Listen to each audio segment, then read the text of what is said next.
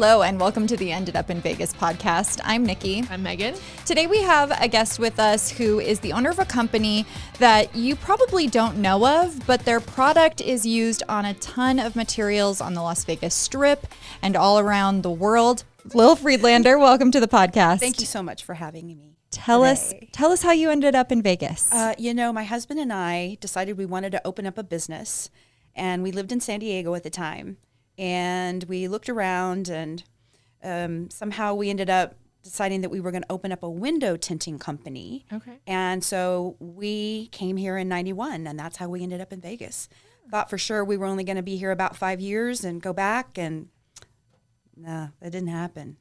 So your business is called TuffSkin. Yes. Tell us about it. Sure. So TuffSkin is an invisible material acting like a barrier between the environment and beautiful stone countertops. So some of the applications that you guys have your product on is like all of the gorgeous natural stones like in resorts, right? Correct. That's how it all started. Yeah, tell us about that. Sure. So owning a window tinting company, my husband was approached by a chief engineer at one of the hotels. And he said, Frank, do you know anything about marble and protecting marble? He said, no, I'm a window guy. But, they sat down, they had a cup of coffee, they chatted. And Frank realized that this chief engineer had really been struggling with these red marble tables in one of these 24-hour cafes. And Frank thought, I'll be a hero. I'll go and I'll find something on the internet that's available, and discovered after his research that there was nothing that stopped etching. Some products stopped, gave you some time with staining, but an etch is an acid mark left on calcium-based stones like marble, onyx, limestones. And it has to be restored. It can't be cleaned away. It has to be polished away with a restoration machine.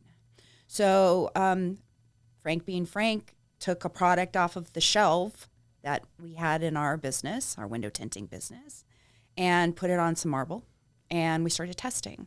Took 2 years to develop because it is not a window film. It is a film specifically designed for stone. Okay. Do you guys still have the window tinting products? We sold our company in 2015, Okay. Las Vegas Window Tinting. So how is the product different from, so I'm familiar with sealers, right? So it's a film that goes on. How is that different than just sealing a stone? Well, first of all, it's a film and not a liquid. So liquid sealers, cleaners, they do their job. The cleaners, the liquid cleaners, they are fantastic at, getting away grime and that kind of thing. A liquid sealer can be water-based or it can be solvent-based. The solvent-based can be a little more effective at warding away ring stains or staining from wine and pastas and sauces, things like that. Where TuffSkin is literally a barrier, again, between the environment and the stone itself. The concept is if nothing touches the stone, nothing can damage the stone. Right. Okay. Yeah. So when you apply, and you have to have an expert installer, right? Yes. You don't recommend that people do this. No, it's not a DIY product. It is something that you want a trained installer. So nobody can buy it to just install themselves. Yeah, correct. Okay. So tell us about the growth of the product and how you formed this successful business that's now worldwide. We're a family-owned business, and TuffSkin just became something so much bigger than what we thought it was ever going to be. In that 2-year development period, we were testing in casinos and hotels as well. So not only were we developing the product, but we were testing along the way in an actual guest experience. And we were doing this with partners that we've had through our window tinting company like MGM, Caesars, and many others. So the product just began like that, where they found out about who we are and what we were doing. And we started doing more applications, and we also, once the product was released and we created TuffSkin as its own business in 2007, we started targeting interior designers and architects with our product, offering product knowledges. I think that was one of the steps that really helped us achieve kind of this beginning success initially. But again, hospitality was really where it was at for us. And that's how we serve globally is through hospitality. Internationally, definitely through commercial residential and hospitality as well. But how did it grow? I mean, it just took off on its own. People started recognizing it. They would come, they would sit at a bar, and they would realize that, oh, this surface is something unique is going on with the surface. And they would ask, and we always left information with the bartenders, and they would hand out our card, and that's kind of how the residential piece started happening. That's so interesting because I think, even in my own ignorance, I'm thinking, bathrooms, bathroom counters. I wasn't even thinking about bars, restaurants, all the different implementations. What a challenge it must be to keep those things looking new. And they put a lot of money into the materials. So much money. Yeah.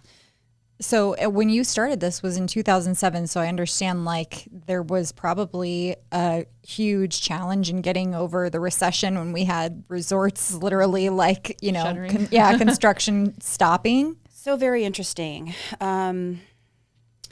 We owned Las Vegas Window Tinting at the time, and we saw other business owners shutting their doors, and we were really motivated to stay in business.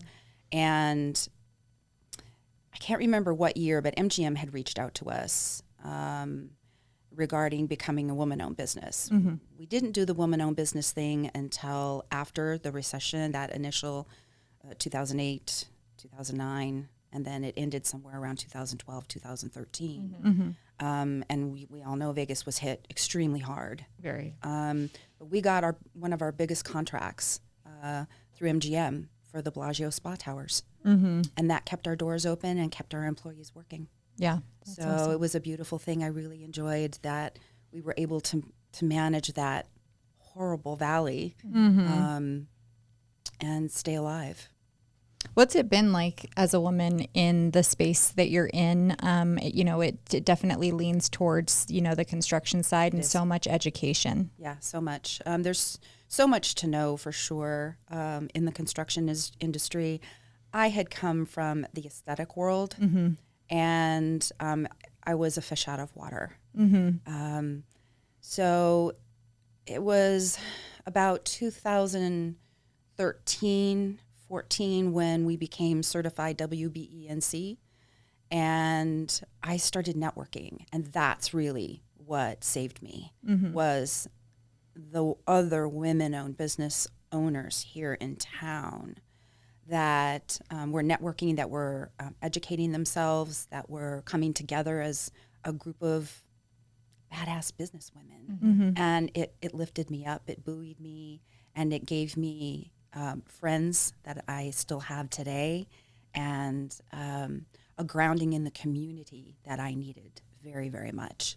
So with that, then I was able to really do much better within our business. That's a common theme that we talk about a lot here on the podcast is, how you find community and how where the state of belonging is in our town where it was known for so long to be such a transient city. So what do you think has really anchored you to Las Vegas? Not only the business, for sure, and the business community, because there's tremendous opportunity here in Las Vegas. But Frank and I actually coached and managed soccer when our kids were growing up. We did that for about 10 years. So we still have friends from that era in our world as well. So sports and family community, that is what began our real root system here, and then the business community. Well, how many kids do you have? 2. And tell us a little bit about your family and what side of town you live on. Sure. So, we live in the Northwest and love it over there. Bought a lovely home about 9 years ago and have been, working on it, improving it, and all that good stuff. And it's just been a joy. Yeah. Our family. So we have our daughter, Katie. She was 3 months old when we moved here. And she actually lives in Southern California now and is running TuffSkin of Southern California there, Cool. from Santa Barbara to San Diego. That's awesome. She's amazing. And our son, Jake, he is here in Vegas and lives not too far away from where we live. And we work together on a daily basis. So So it is so cool. We raised ourselves up and we did some coaching to help us transition from parent-child to, people Yeah. within a business, within our organization and within our space. It's nice to hear that, because so many times there's family-owned businesses and family dynamics can be really challenging. It can be. So you took some steps to help navigate that. Absolutely. That's awesome. Yeah, coaching. We have engaged coaches for many, many years, and we've had mentors for many, many years. So it was the wisest thing that we could have done. Yeah. Investing in yourself, investing in your family, investing in your business. Yeah, that's awesome. Yeah, and those are such great pieces of advice. What other pieces of mentorship do you give young business people, or just people who are, maybe not young, but struggling to get a business rolling? Know who you are, know your target market, hire early, try to duplicate yourself. Do only what you can do. If you can delegate. Yeah. And do what you do best, whatever that happens to be. We're listening to this as this is a question for us. Yes. Yeah. Yeah. And I think get yourself a good tax accountant, a good CPA, bookkeeper, people that you can trust Sure. to help you navigate the financial part of owning a business, because you don't want to get in trouble. Right. And, it's wise to, when you watch your money, you'll be happy that you did later on. Yeah. Because, you need cash flow, and you need funds, and you need things to be able to grow and hire. So when you apply, and you have to have an expert installer, right? Yes. You don't recommend that people do this. No, it's not a DIY product. It is something that you want a trained installer. So nobody can buy it to just install themselves. correct. Okay. So tell us how the application process works, and then also what the product looks like after that. Maybe does it look the same exact sheen as it does with TuffSkin on it? The other thing that we're doing with our company back in 2022, not so long ago, we adopted a way of running our business, which is through the Entrepreneurial Operating System, EOS. Okay. And the EOS program has really changed the way that we are acting as a company and how we are forecasting and managing our business. Kyle mentioned KPIs, which are key performance indicators, and keeping all of that data and seeing how we're progressing on a week-to-week, month-to-month basis is really important. Yeah. Absolutely. It has really changed us. And then we had company meetings before. But I remember Kate, our daughter, she was like, why are we doing these meetings? Now we have a level 10 meeting, and everybody knows why we're having meetings. And then at the end, we get to rate the meeting, which is always fun.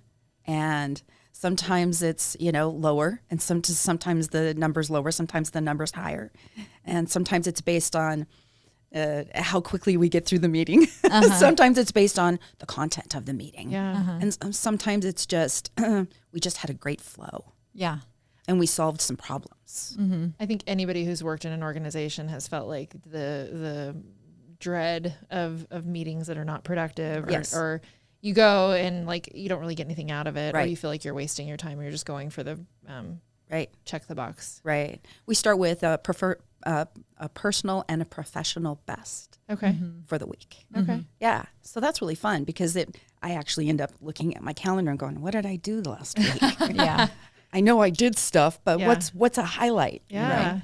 So, and just tell us, I think I know the answer to this, but a little bit about the durability of the product. Like people sometimes, there are myths about what the product can and cannot do, right? Sure. So like it's a stain, repellent, but it's not, if I take a knife to it and start trying to cut through the marble, like I'm actually going to be able to damage the barrier, right? Yeah, you can damage it. Yeah. And then it would need to be removed and replaced. Right. Yeah. So do people call you like asking for like a different type of product where it's like, make it, just.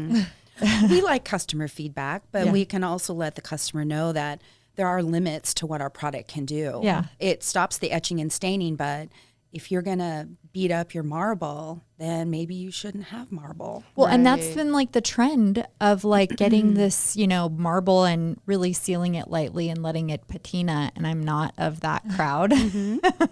And so I think it's interesting that people like want to see stains or whatever it is, marks. Yeah. But I think that's kind of an interesting component to it. Well, even Europeans are getting really cozy with the idea of TuffSkin. So that's great. Yeah. And a lot of it has to do with guest experience. Well, and coming and from maintenance. Yeah. And coming from a glass background, though, I'm sure like people are always like, can you do something on this? Like, have you had any asks for unusual coverage? Unusual coverage, yes. So let me say that we can cover some metals, that we can definitely cover glass and stainless steel. I think one of the most unique projects that we did was there was an artist that created some tables, and it was going to be part of it was going to be a party, I believe. And they were afraid that if somebody put drink or food down, that it would damage their art. So we went ahead and put TuffSkin over the art. And Frank said, look, you're never going to be able to take it off. It's going to have to stay like this. And the artist was fine with that. Okay. So I imagine those tables are still around today looking fabulous. Yeah. That's awesome. Yeah, that's really interesting. So tell us a little bit more about life in Las Vegas and what you're doing on a Sunday when the weather is just perfect. Yeah, well, we're gardening. We're swimming during the summer. Well, we garden year round, but definitely in the summer we're swimming. And, we love to hike. Mount Charleston is beautiful. Love Red Rock. My husband's a bicycler also. He also has a couple classic cars. So sometimes it's going to a classic car show, or he'll get in one of them and go driving around, have a great time. So it's fabulous in Las Vegas. It really is. Do you have any favorite restaurants that you're going to that you can recommend for our listeners? Absolutely. Well, for local steak, I like the Charcoal House or the Charcoal Room. Okay. There at the Santa Fe. Yeah, I've heard about that. It's it's got all the good vibes. Okay. Another steakhouse that's classic is the, what's it called? The Golden Steer. Okay. Oh, yeah. Yeah, that's fantastic. Yeah. That comes up a bit. Yeah. I still haven't been. Yes, we need to go. A couple of favorite Italian restaurants are Nora's and North Italia. I also like Flower Child. Oh, yeah. So good. So All right. I'm just going to go right here on the podcast and say I don't know why they open at 11 a.m. I think I've been there probably a dozen times at like 10:30, and I'm like, why don't you open earlier? Yeah. Don't understand. We'll have to get a hold of them and let them know. Yes. Well, demand is there. Yeah, for sure. Their food is great. Yeah.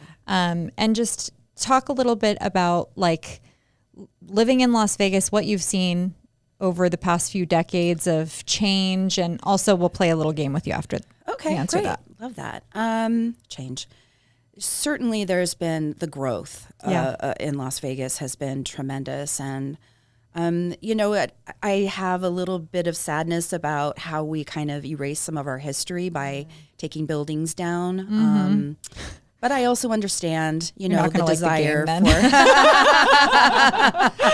I do understand the desire to create something new, though. And I think innovation and newness and glitz and glam is what Vegas is about, some of it anyway. Yeah. And kind of the image of all this glamour and just beauty. And when you go into one of the hotels, on the Strip, the Bellagio or, Wynn or Encore, they are exquisite. And I've had the privilege of meeting some of the designers and listening to them talk about how they designed with the owners of the company and, you know, the things that they were able to bring to the table when you have a no limit budget. Yes. Yeah. And it's tremendous to see what's been created here. Yeah. Stuff you don't even, that just so happens and we don't really even think about. I was on a plane last week and the gentleman sitting behind me was talking about how he was Frank Sinatra's plumber, like personal plumber, probably at the Sands or somewhere else where he was staying. So I think that, you know, we have serious issues and problems as a city, like any other city does. But I think that what people don't know is, like, because I think we're getting to that age now where we're like mature and we have these really lovely stories and, like, you know, we're planting, speaking of gardening, like we're planting roots here, and generationally we're building businesses. And I'm sure that's a lot of what you have seen working with other women business owners, right? Absolutely.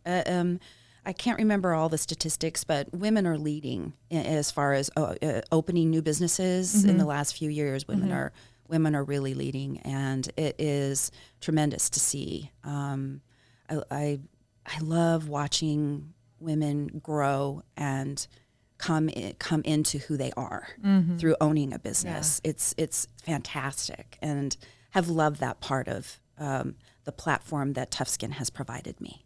What are some of the women organizations that you're part of? Sure. You know, I'm with NAWIC, the National Association of Women in Construction, NABO, the National Association of Women Business Owners. I'm actually, we're affiliated with several design organizations, ASID, IDS, and then AIA, the American Institute of Architects. So, but there's LV Chamber, Las Vegas Chamber. The Henderson Chamber is rocking. They're doing a tremendous job of serving their customers. There are so many out there. Oh, another one that's fairly recent and new to Las Vegas is eWomen Network. Okay. It's a fast-growing membership organization of women business owners. I used to be part of PWB, Professional Women in Building, when I was in home building, and so that's another one. I don't know if you've ever participated in any of that. I have not. I'll have to look into that. Yeah. It's through the Southern Nevada Home Builders Association. Great. Can TuffSkin go on wood? You know, highly lacquered. Okay. It has to be highly lacquered, and TuffSkin needs to go on smooth surfaces. Okay. So if it's if the wood is grainy, that's a no. Yeah. So maybe like a walnut. Again, as long as it's lacquered. Okay. Cool. You know what we do is we when people call and ask, can you protect this? We'll say, please provide a sample, and we'll be happy to, you know, coat it at no charge, send it back. And if you like it, great. If you don't, that's okay too. We've even done work on laminate. Okay. Yeah. Interesting. You got any calls about children? Can I wrap my child? No, but I know of several women who had their dream kitchen while they have teenagers and young kids, and love TuffSkin because they're able to have that beautiful marble in their world, that timeless, elegant look. And the fact that they can put TuffSkin on, let their kids do what they're going to do, run their toys over it, color on it, because you can put Sharpie and crayon and all that stuff, and it wipes right away. Yeah. So, and then remove it and replace it when they leave for college. Yeah. I have a cement dining table, and my daughter decided to do acrylic nails on it. And so the acrylic solution actually soaked in. Yep, totally took away the stain of the cement. So, I mean, sometimes I just think you can't have anything nice. No, this is why we can't have nice things. But this is why we can't have nice things. Yeah. We can even coat cement. Concrete countertops. Exactly. But that's exactly the solution now, just to make sure that everybody knows, like, you can't just treat it however you want. You still have to be mindful. Yeah. We like to say, treat your TuffSkin like you would treat your marble. But some people just don't understand that. Yeah, exactly. So again, going back to maybe you shouldn't have marble. Right. Well, and there's a lot of like, I did marble tiles in my shower, and if you ask anybody about, you don't want to do marble. Like there's a lot of like, this is nice for the people who want it because it's, it's one of a kind. But it can go in a shower application, right? On a slab wall, yeah. Yeah. Yeah, not necessarily over a lot of grout lines. Sure. Yeah. Yeah, that's awesome. I think that's one, because we renovate homes, that's one of the biggest things that we see in slabs of granite and marble that we're taking out of showers is a lot of etching, acid stain, lime stain. Yeah. Yeah. We've added in, we signed a contract in 2020 during COVID. Our TuffSkin Australian dealer, his family business is making liquid cleaners and sealers. And we are now the distributor for North America. Okay. So, we're doing Rockstar sealing. Okay. Yeah, and cleaning. So we do have a line of liquid cleaners and sealers. And it's great for anything else that TuffSkin doesn't touch. That's awesome. It's good to know. Yeah. Okay, let's end with a little game. Okay. I don't know if you'll love it now Okay, well, because we'll you see. have to. It's probably a few of our guests have had to have a conflict of interest because the resorts are their clients as well. Yes. It's a kiss, marry, kill. I don't know what that means. So you're going to choose between 3 hotels on the strip. Okay. They are historic hotels. They are mature properties. So Luxor, Circus, and what? Excalibur. Which will you kiss, which will you marry, and which will you kill? Yeah. I would kill Luxor. Oh. I would kiss what's the first one? Excalibur? No, the other one. Circus? Circus. Okay. And the other one, whatever the other thing was. Mary. You'd marry Excalibur? I'd marry Excalibur. What's marryable about Excalibur? I remember the Tournament of Kings show, and where you'd go and you would eat and you would have a show, and it was, the kids loved it. It was so much fun, and they had a great arcade. Okay. Yeah. Very cool. Have you been to Delilah or Mayfair? Yeah. Do you like it? We were just at Mayfair 2 weeks ago with friends. Yeah. Yeah. We go there for special occasions and, just to have a great time. Amazing. And we've protected at Delilah. Okay. So, That's awesome. I've not been there, but certainly worked there. Yeah. But Mayfair Supper Club rocks. Yeah. I love that's kind of the new tone of, eating and a dining show experience. I love the dining show experience, obviously, with the Excalibur and the Tournament of Kings show. Yeah. I have to take my Because you kids. dine and you get a show. Okay, but I'm just going to ask one critical question. Sorry. You wouldn't mind not seeing the Luxor light anymore? No. You're like, okay, bye. Doesn't. When they took out that, they used to have a Nile River in there when they first opened. And I thought that was so lovely, and they had to do away with it. Because wasn't it like a mosquito problem or something? It was like attracting bugs. It could have been that, but I understand that I probably shouldn't say anything, but I understand that the structure itself has been compromised and that they have really done a lot of work to try to save it. Sure. And, I appreciate every MGM property. Let me just say that. And I don't have a love affair with Luxor, but it serves a purpose. Yeah. Yeah. I like it. Very cool. We like seeing a castle on the strip too. Yeah. Oh, yeah. Yeah. Well, Lil, thank you so much for Thank being you on so our much. podcast It's such today. a pleasure to have you on. Yes. This was so nice. Thank you so much. Yes. Yeah.